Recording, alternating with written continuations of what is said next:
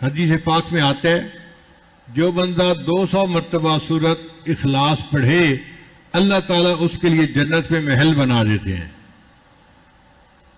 اب جو بندہ چاہتا ہے مجھے جنت میں محل ملے تو کتنا آسان ہے۔ بحریہ ٹاؤن میں پلاٹ کی تو بڑی تمنا ہوتی ہے، ڈیفنس میں گھر مل جائے بڑی تمنا ہوتی ہے۔ بھائی جنت میں گھر چاہیے 200 مرتبہ سورہ اخلاص پڑھنی ہے، مرد بھی پڑھ سکتا ہے عورت بھی پڑھ سکتی ہے۔ جو بندہ 200 مرتبہ سورہ اخلاص پڑھے گا حدیث پاک میں آتے ہیں اللہ تعالیٰ اس کے لیے جنت میں محل بنا دیں گے۔ اچھا کسی کو زیادہ محل چاہیے تو وہ زیادہ مرتبہ پڑھ لے، کالونی بنا لے۔ کئیوں کو دنیا میں بھی کالونی بنانے کا شوق ہوتا ہے نا، تو اللہ نے یہاں بھی گنجائش رکھی، زیادہ پڑھو تمہارے لیے کالونی بنا دی جائے گی۔ کیونکہ اللہ تعالیٰ جب کسی بندے سے راضی ہوتے ہیں اس کے لیے جنت میں محل بنا دیتے ہیں، جب کسی عالم سے راضی ہوتے ہیں اللہ اس کے لیے جنت میں شہر آباد فرما دیتے ہیں، اور اس شہر میں اس سے جتنے محبت کرنے والے ہوتے ہیں سب بستے ہیں، اس میں سب جنت میں۔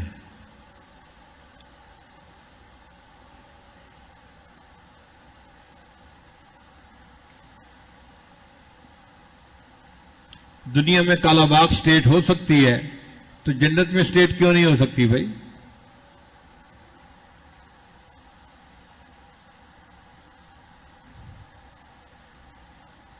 مگر ہر ایک کی اپنی نظر ہوتی ہے۔ ہم ایک ملک میں ایک دوست کے پاس پھنس گئے اور وہ میمن تھا۔ مجھے کہنے لگا کہ میں آپ کو میمن کی بات بتاؤں۔ میں نے کہا نہیں مجھے نہیں چاہیے، حضرت میں خود میمن ہوں، کوئی اس میں غیبت نہیں ہے، میں ایک بات بتاؤں گا حقیقت بتاؤں گا۔ وہ پیچھے ہی پڑ گیا، میں کہوں نہیں سننا، وہ کہ نہیں میں نے سنانا ہے، حضرت میں نے یہ لطیفہ سنانا ہے آپ کو۔ اس نے تو میرا بیٹھنا مشکل کر دیا۔ تنگ آ کے جو امیر تھے تبلیغی جماعت کے وہ مسکرا کے مجھے کہنے لگے حضرت اس نے کوئی نہیں ٹلنا، آپ اس سے لطیفہ سن ہی لیں۔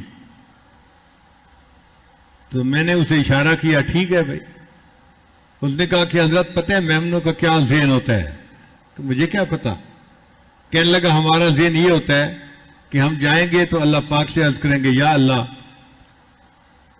آپ نے جنت میں جو مکان جس کو دینا ہے الاٹ کر دے، ساری مخلوق کو مکان دے دے، اور جب سب کو مکان مل جائیں گے نا تو میں کہوں گا یا اللہ جو فالتو بچ گئے نا وہ مجھے دے دے، میں کرائے پہ چڑھا دوں گا۔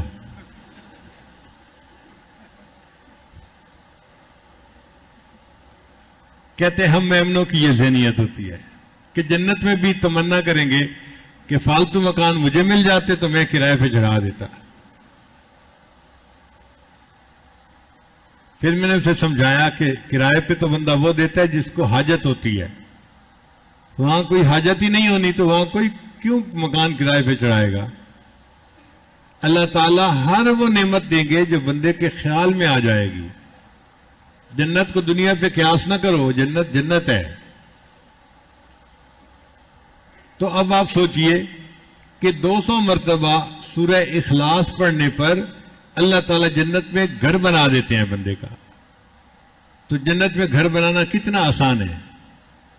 امت محمدیہ کے لیے تو اللہ نے اتنی آسانیاں کر دی ہیں، اتنی آسانیاں کہ لگتا ہے کہ اللہ کی نیت تھی کہ اس میری امت کا کوئی ایک بندہ بھی جہنم میں نہ جائے۔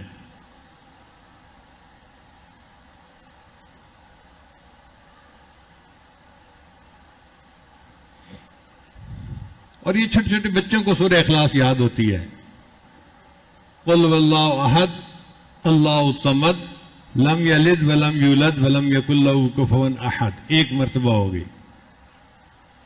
تسبیح لے کے بیٹھیں آپ 200 مرتبہ ایک ہی سٹنگ میں پڑھ لیں گے۔ تو اعتکاف کے اندر تو اپنے گھر بنائے نا جنت میں،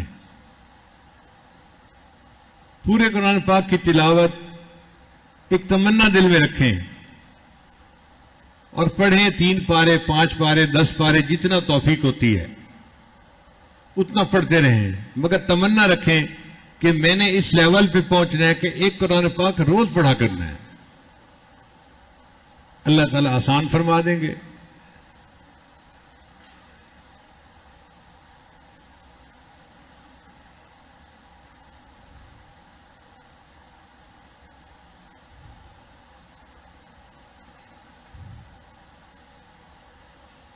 ہم نے ایک دفعہ عجیب تماشا دیکھا۔ ہمارا ایک دوست تھا، حافظ عبد الغفور اس کا نام تھا، وہ قرآن پاک کا عاشق تھا، ہر وقت قرآن پڑھتا رہتا تھا، چلتے پھرتے ہر وقت قرآن پاک پڑھتا تھا، کالج کے اندر بھی، ہاسٹل میں بھی، ہر وقت بازار میں جاتا تھا تو بازار بھی قرآن پاک پڑھتا رہتا تھا، عاشق قرآن بچہ تھا۔ ہم لوگ ہاسٹل میں رہتے تھے تو عصر کے بعد ہاسٹل کے دروازے کے قریب گھاس لگا ہوا تھا پلاٹ میں، تو وہ حافظ صاحب وہاں بیٹھ کے قرآن پاک کی تلاوت کر رہے تھے، آنکھیں بند کر لیتے تھے، ان کو کوئی پتہ نہیں ہوتا تھا ارد گرد کیا ہو رہا ہے، وہ قرآن پڑھ رہے ہوتے تھے۔ اچانک ایک لڑکے نے چیخ ماری، دوسرے نے پوچھا کیا ہوا؟ کہتے وہ دیکھو سانپ۔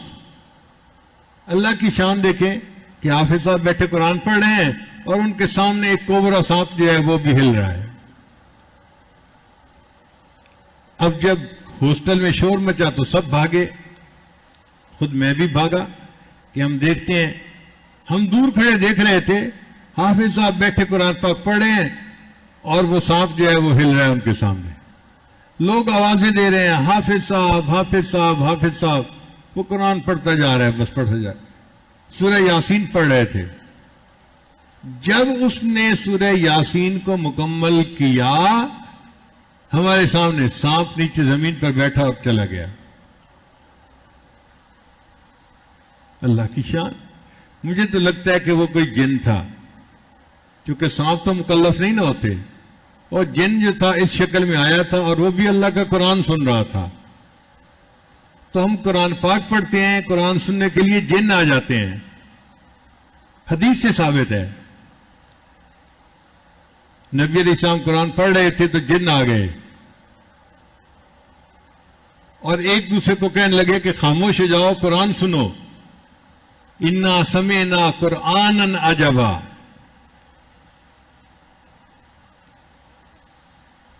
تو اللہ تعالیٰ نے ہمیں یہ نعمت دی ہے قرآن مجید کا پڑھنا، یہ توفیق ایک نعمت ہے، اس کی ہم قدر کریں اور قرآن پاک کو زیادہ سے زیادہ پڑھنے کی کوشش کریں۔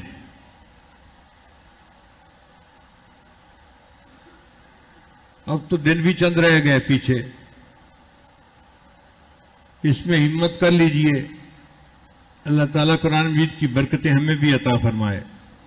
قرآن مجید قیامت کے دن بندے کی شفاعت کرے گا، اور حدیث پاک میں آتا ہے کہ یہ جھگڑالو سفارشی ہے، جیسے جھگڑالو بچہ ہوتا ہے نا،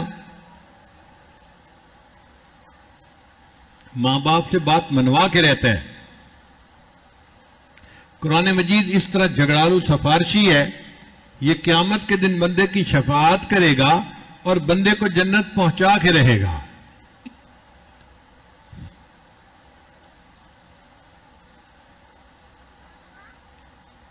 ایک صاحب نے خواب دیکھا تو کسی فوت ہوئے بزرگ سے ملاقات ہو گئی، پوچھا حضرت آگے کیا بنا؟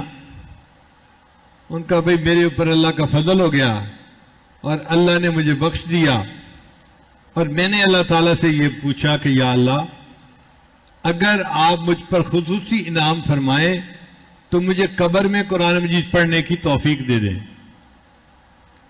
اللہ نے مجھے توفیق دے دی تو بس میں ہر وقت قرآن پاک پڑھتا ہوں، نہ تھکنا ہے نہ سونا ہے نہ کچھ ہے، ہر وقت قرآن پاک پڑھتا رہتا ہوں۔ اس نے کہا اچھا آپ ہر وقت پڑھتے رہتے ہیں؟ کہنے لگا ہاں، اب تک میں 25,000 مرتبہ قرآن پاک مکمل پڑھ چکا ہوں۔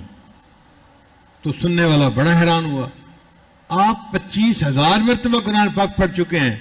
وہ کہنے لگے ہاں، پریشان ہونے والی بات نہیں، یہ 25,000 مرتبہ کا ثواب تم لے لو، اور تم جو ایک مرتبہ سبحان اللہ دنیا میں پڑھتے ہو نا اس کا ثواب مجھے دے دو، وہ ثواب زیادہ ہے 25,000 مرتبہ قرآن پاک پڑھنے سے.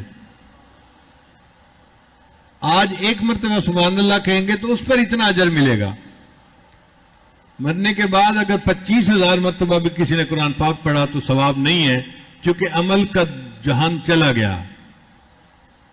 مرنے کے بعد عمل کا ثواب نہیں ہے.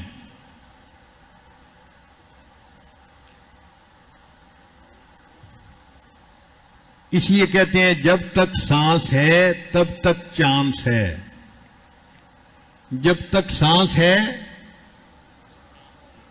نیند آ رہی ہے آپ لوگوں کو آج؟